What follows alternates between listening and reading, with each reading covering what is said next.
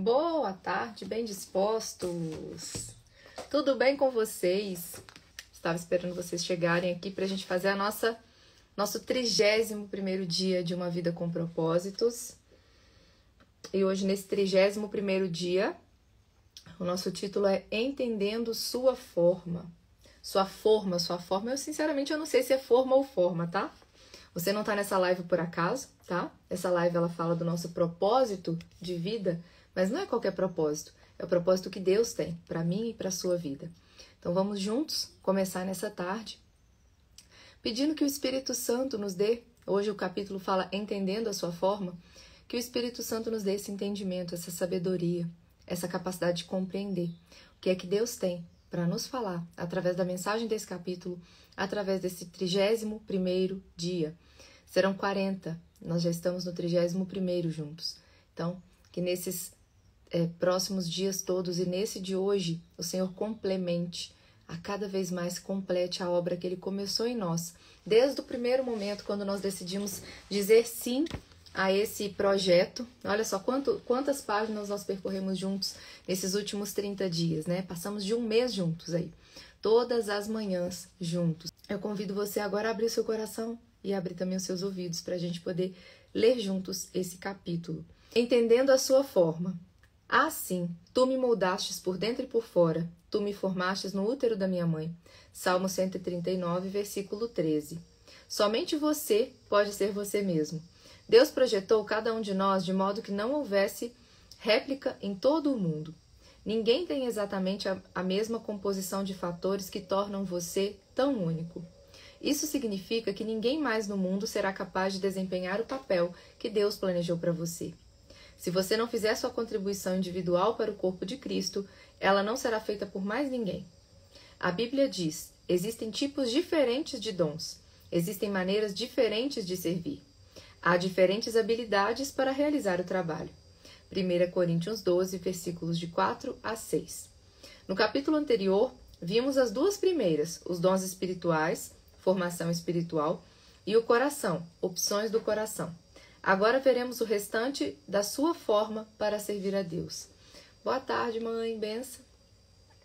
Forma, aplicando os recursos pessoais. Os recursos pessoais são os talentos com os quais você nasceu. Algumas pessoas têm habilidade natural com as palavras, já nascem falando. Outras têm habilidades atléticas inatas, destacando-se pela coordenação motora. Outras ainda são boas em matemática, música ou mecânica. Quando Deus quis construir o tabernáculo e fabricar todos os utensílios para a adoração, providenciou artistas e artesãos que possuíam destreza, habilidade e plena capacidade artística para desenhar e executar trabalhos em ouro, prata e bronze, para talhar e esculpir pedras, para entalhar madeira e executar todo tipo de obra artesanal. Êxodo capítulo 31, versículos de 3 a 5. O Senhor ainda hoje concede essas habilidades e milhares de outras para que nós possamos servi-lo. Eu quero convidar vocês que estão aqui a clicar no aviãozinho que tem aqui embaixo. Como nós estamos fazendo essa live num horário que é fora do horário habitual, vamos ser luz na vida de pelo menos mais um amigo, ou então na vida de mais um familiar. Clica nesse aviãozinho que está aqui e envia para uma pessoa que você sabe que ela precisa ouvir essa mensagem de Deus hoje para a vida dela. Ou então para uma pessoa que você sabe que tem o coração aberto a ouvir o que Deus tem hoje para a vida dela. Alguém que precisa ou alguém que você sabe que está aberto a isso. Vamos ser luz na vida de outras pessoas. Eu convido cada um de vocês. Clica no aviãozinho e envia para pelo menos mais uma pessoa. E fala para essa pessoa, aproveita essa live, que ela está sendo num horário que é diferente. Tem gente que não acorda cedo de jeito nenhum. E como ela acontece 5h27 da manhã, talvez essa seja a oportunidade de você ser o mensageiro de Deus na vida de outra pessoa hoje.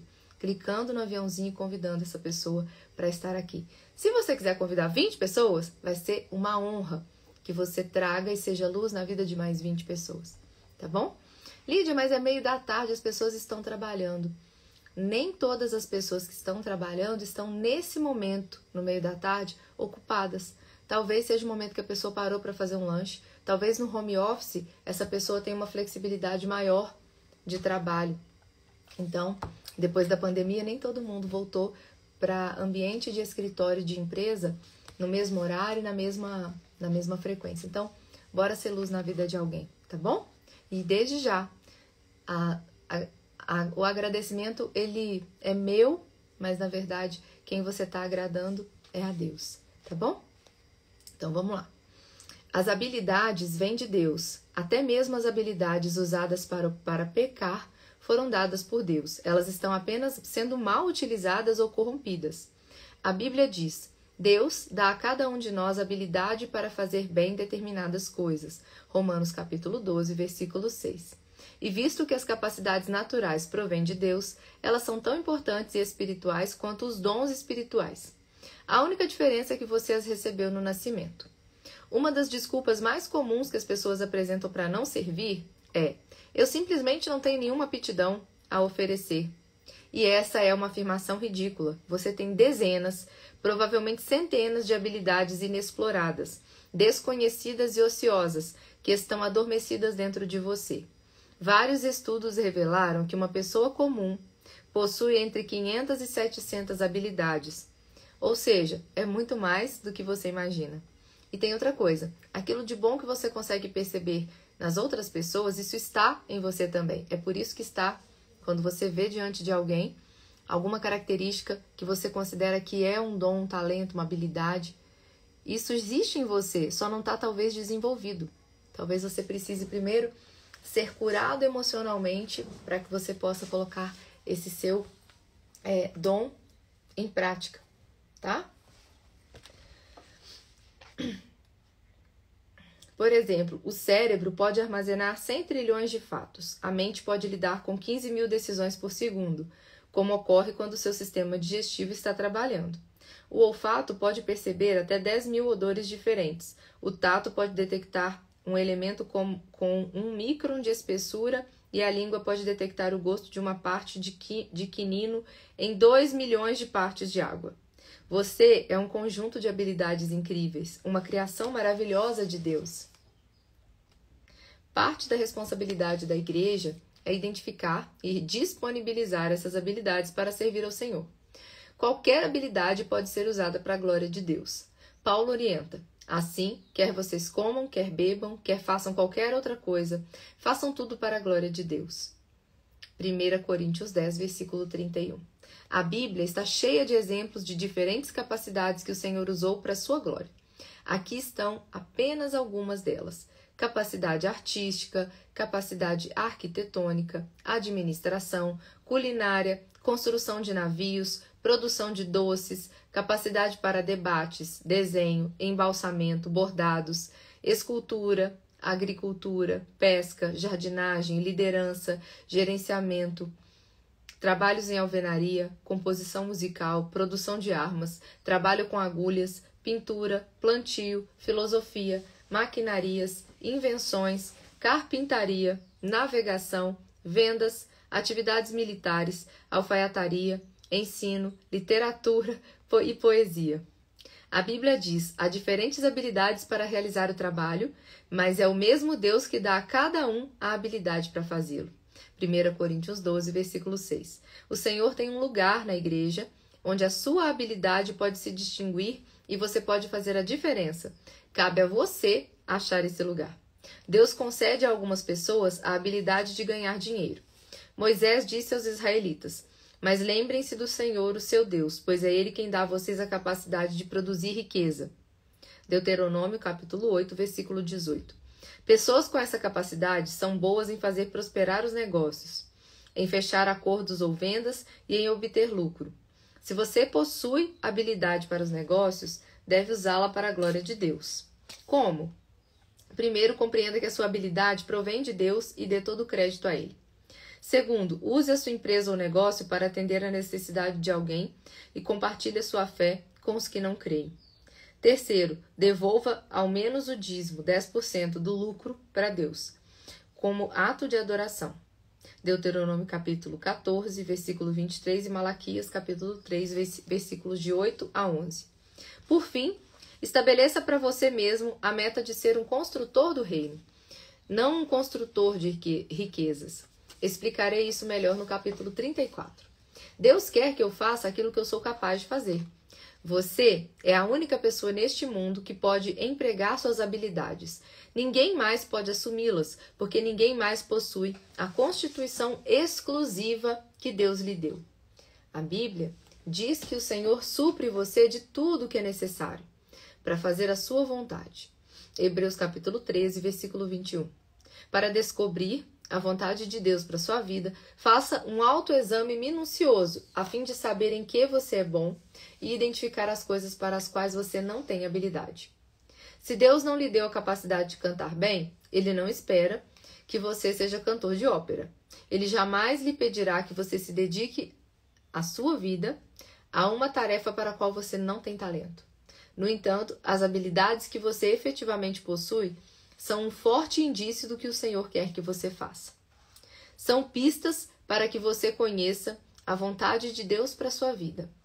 Se você for bom em projetar, recrutar, desenhar ou organizar, é seguro supor que os planos dele para a sua vida incluem tal habilidade de alguma forma. Deus não desperdiça a capacidade. Ele combina o nosso chamado com as nossas habilidades. As habilidades não foram concedidas apenas para que você as empregasse em sua profissão. O Senhor as concedeu para que você exercesse um ministério. Pedro disse: Deus deu a cada um de vocês algumas capacidades especiais.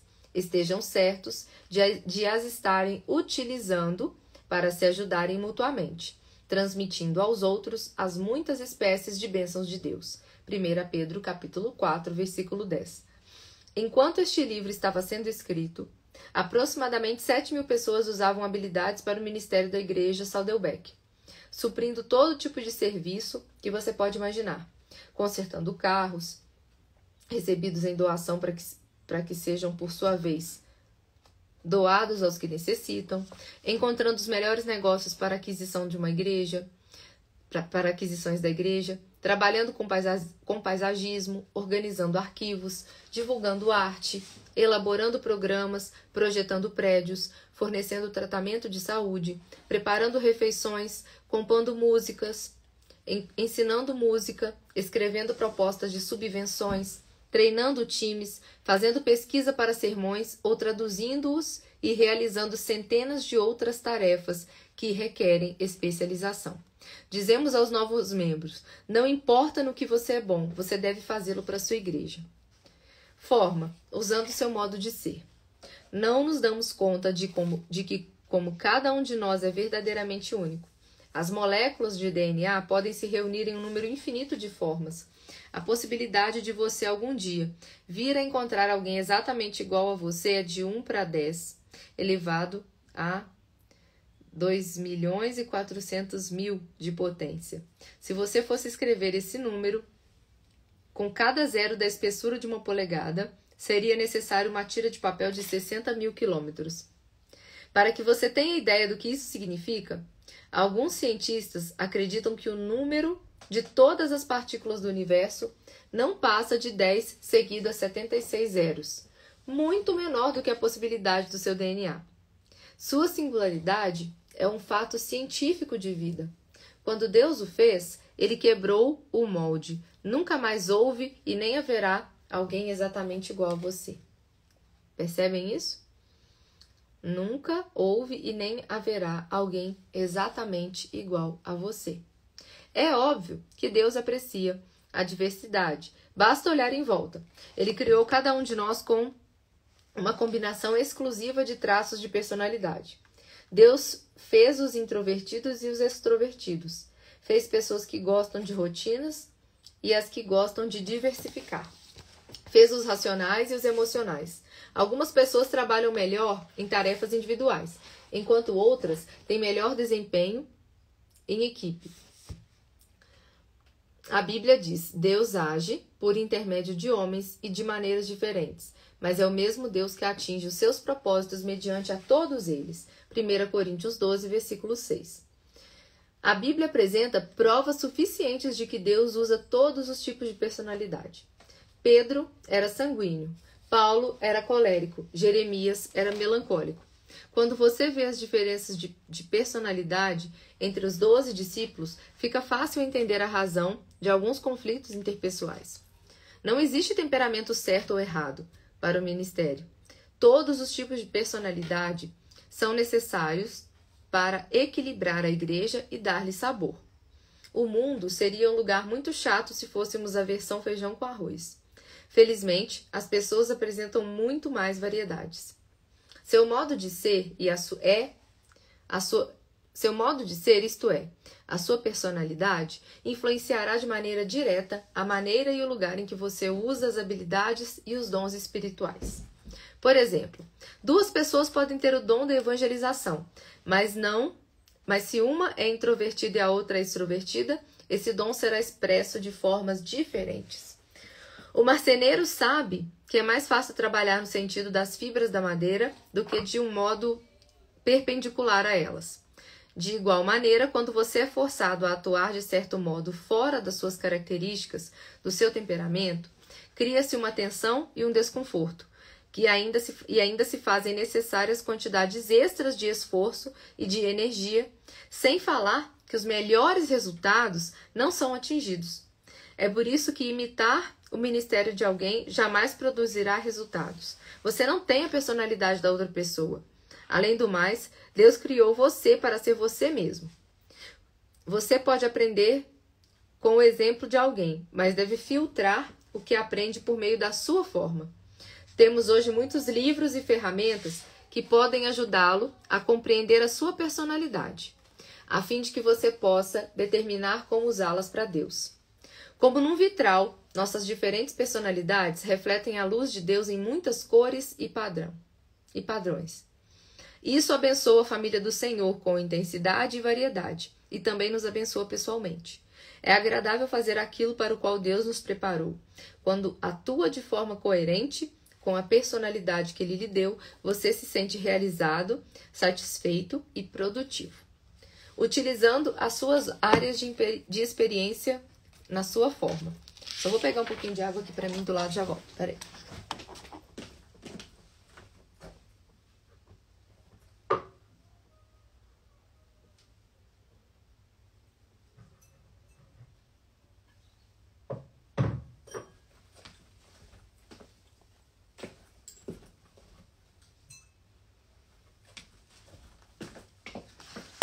Voltei.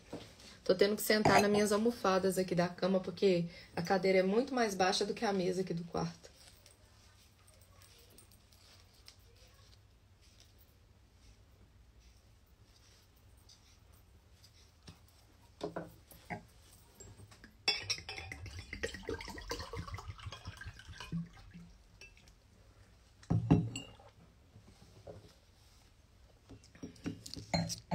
Você foi formado pelas experiências que teve na vida, estando na maioria delas além do seu controle.